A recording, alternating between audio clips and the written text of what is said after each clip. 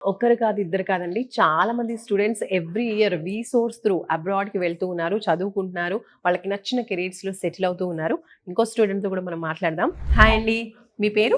దివ్య. దివ్య గారు. సో మీరు ఏ కంట్రీకి వెళ్తూ ఉన్నారు?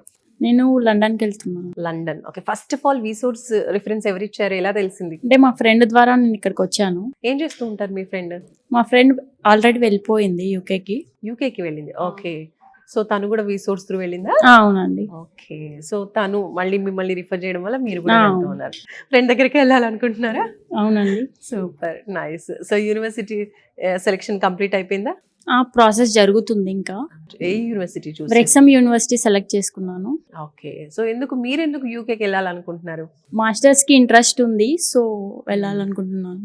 ఓకే. సో వీసోర్స్ కి వెళ్ళమని మీ ఫ్రెండ్ చెప్పింది, వచ్చారు. వచ్చిన తర్వాత ఎలా అనిపిస్తుంది ఇక్కడ? ఇక్కడ రిసీవింగ్ కానీ అంతా బాగుంది.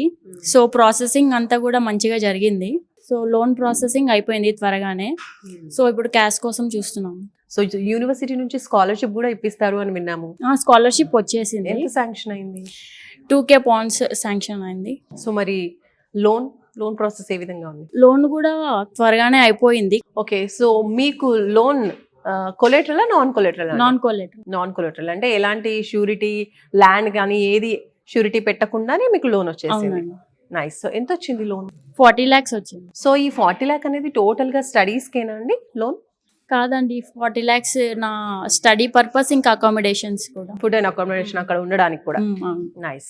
సూపర్. సో ఇక్కడ ఏమైనా ఫీజ్ చార్జ్ చేశారా? ఇప్పుడు మీకు ఇన్ఫర్మేషన్ అంతా ఇచ్చారు. ఫీజ్ అనేది ఏమీ లేదు, ఫ్రీ ప్రాసెసింగే.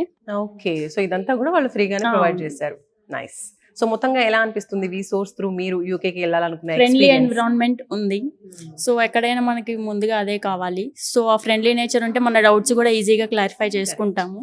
సో ఇది బెస్ట్. సో మీలాగే వీసోర్స్ త్రూ చాలా మంది కూడా వెళ్ళాలి అనుకుంటారు. వాళ్ళకి ఏం చెప్తారు మీరు? సో ఇక్కడ ప్రాసెసింగ్ అనేది అంతా వీళ్ళే చూసుకుంటారు. మనం వేరే అదర్ కన్సల్టెన్సీకి వెళ్తే అక్కడ ఇక్కడ తిప్పుతూ ఉంటారు. సో అక్కడ అలాంటిది ఏమీ లేదు. ఇక్కడే ఉండి మొత్తం వాళ్ళే గైడెన్స్ ఇస్తూ వాళ్ళే చూసుకుంటారు కాబట్టి ఇక్కడికి రావచ్చు అని నేను సజెస్ట్ చేస్తాను. సూపర్.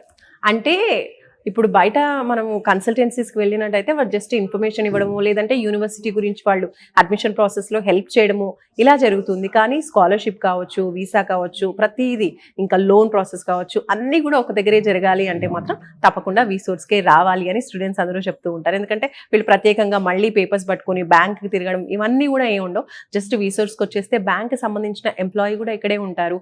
అండ్ ప్రతి ప్రాసెస్ కూడా వీసోర్స్ ఎంప్లాయీసే దగ్గరుండి స్టూడెంట్స్ కోసం చేస్తూ ఉంటారు. ఇది ఇక్కడ వీసోర్స్ యొక్క స్పెషాలిటీ.